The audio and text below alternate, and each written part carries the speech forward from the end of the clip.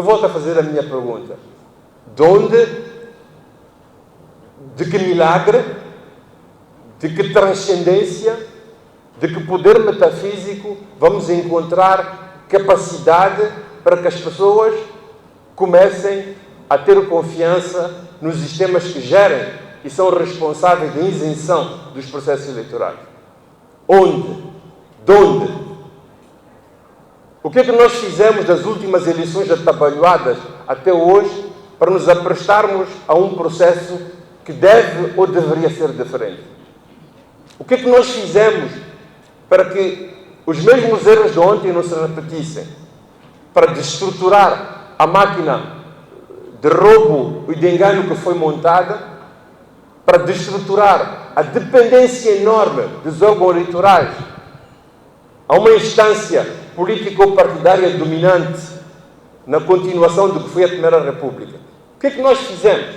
O filósofo moçambicano Severino Ngwenha defende uma necessidade de separação de poder político das instituições administrativas dos processos eleitorais e para a eliminação da crescente desconfiança e das pessoas envolvidas nos processos eleitorais em Moçambique.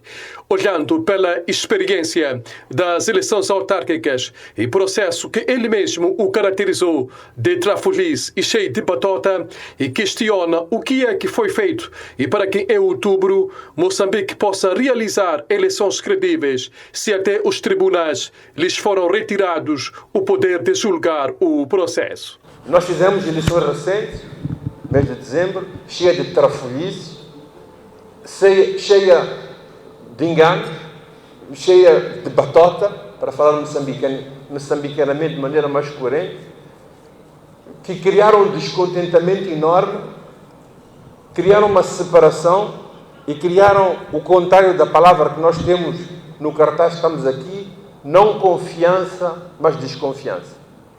Esta desconfiança foi em relação ao partido no poder, foi em relação ao processo eleitoral, foi desconfiança em relação aos órgãos que supostamente deviam proceder de uma maneira transparente, quase como um papel químico, a realizar ou a dar a conhecer aquela verdade e aquela justiça que o professor Mazula chamou de pecados mortais. O que devíamos ter feito de dezembro a esta parte, depois das grandes trafolhices que o país teve no seu processo eleitoral, insisto na palavra trafolhice, teria sido fazer uma reflexão em profundidade para fazer com que as eleições que vão acontecer em outubro tenham um cariz diferente. Não o fizemos, não tivemos tempo nem espaço para fazê-lo, ou se fizemos, não o fizemos suficientemente, e encontramos-nos com uma desconfiança maior do que havia nas últimas eleições, a preparar-nos para fazer eleições no mês de outubro. De onde é que as instituições que garantem as eleições vão buscar uma confiança se a desconfiança atingiu o seu auge nas eleições que transcorreram há 4 meses atrás?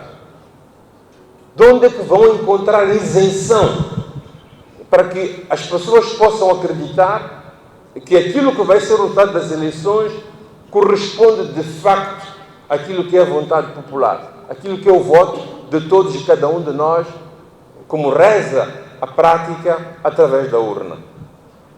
A única coisa que nós fizemos neste processo foi discutir se o único órgão que toma decisão sobre repetição e validade podiam ser os tribunais ou tinha que ser uma única instância. E depois do Parlamento, no seu conjunto, ter decidido outorgar este poder aos tribunais, o Presidente remandou, o Parlamento corrigiu, e o que nós temos neste momento é o único passo de debate democrático que se tinha engodado nas últimas eleições, completamente anulado.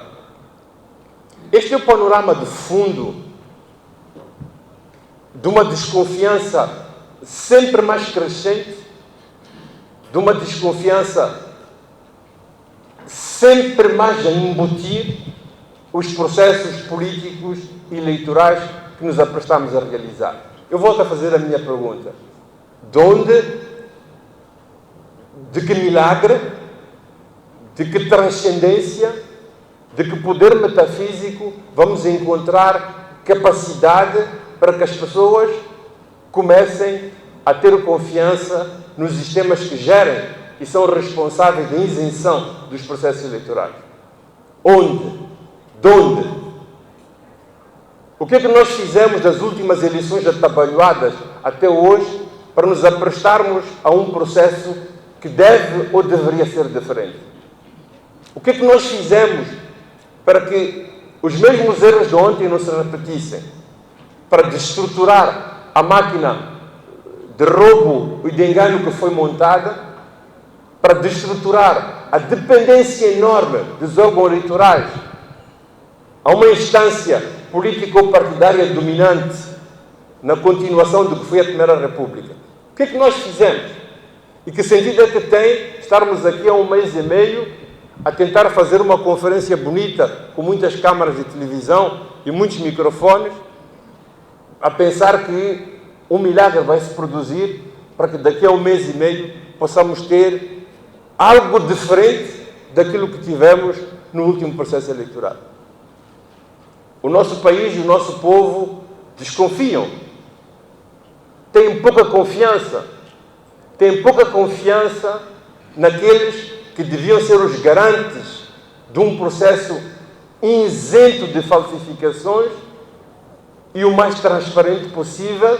E a transparência tem a ver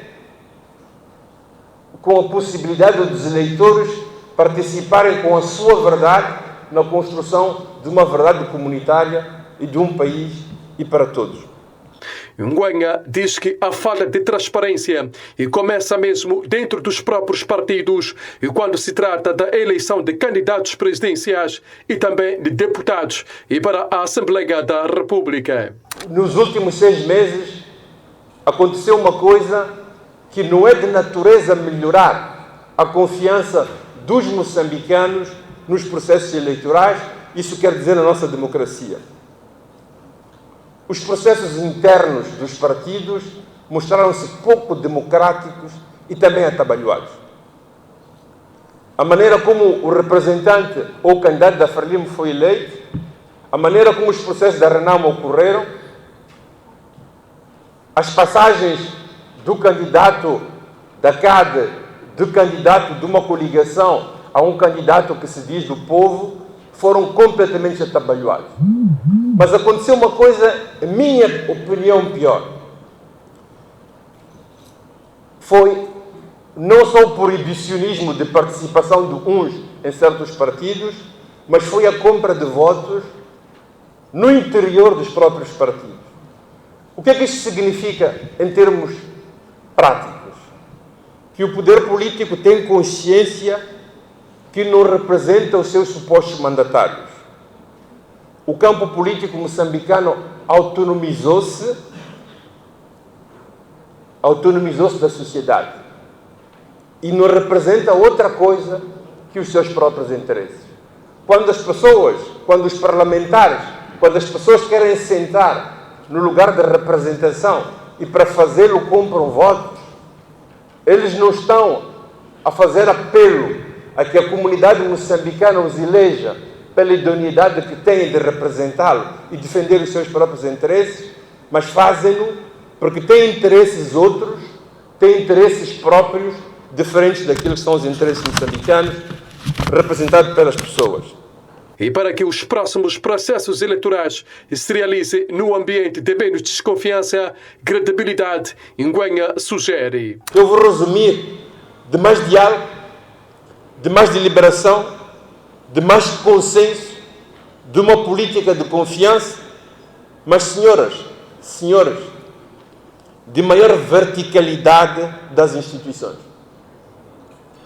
Não pode haver democracia, não pode haver transparência democrática com as instituições que nós temos, sem uma separação real dos poderes, como foi pensado nas democracias modernas, sem uma isenção total daqueles que são os garantes de transparência, de equidade e da verdade nos processos eleitorais.